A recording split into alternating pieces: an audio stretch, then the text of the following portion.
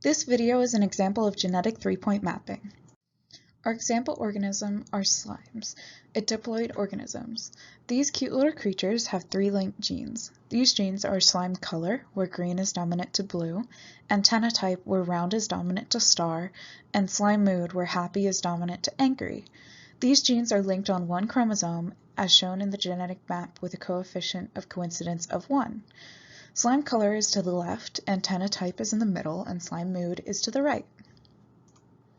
First, we will cross happy blue pure-breeding females with round antennas to angry green pure-breeding males with star antennas. This will result in all heterozygous offspring, as they gain one chromosome from each parent.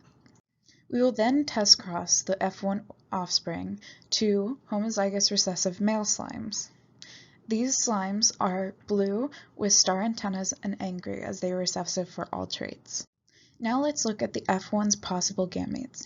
Due to the linkage of the three genes, crossovers have different probabilities of occurring. These probabilities are based on the distance in the genetic map of the three loci. These distances can be divided by 100 to give crossover frequencies between the two loci. The probability of double crossover is based on the distances between each loci and the coefficient of coincidence. C is the amount of observed double crossovers over the expected amount of double crossovers. The probability of a double crossover in this example is 0.10 times 0.20 times 1, which equals 0.02. or 2%. Half of these double crossovers will have G1's genotype and half will have G2's.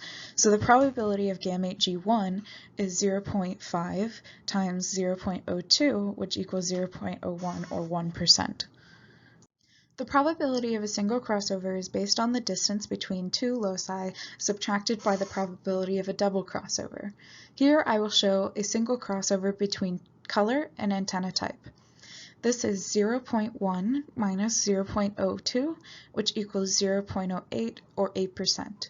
Half of the gametes of this crossover will have G1's genotype and half will have G2's. This means 0.5 times 0.08, which equals 0.04 or 4%.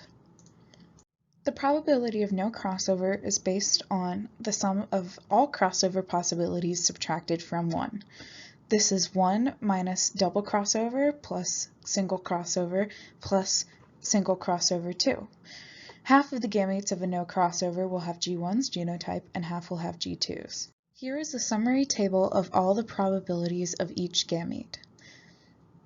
And here are my references.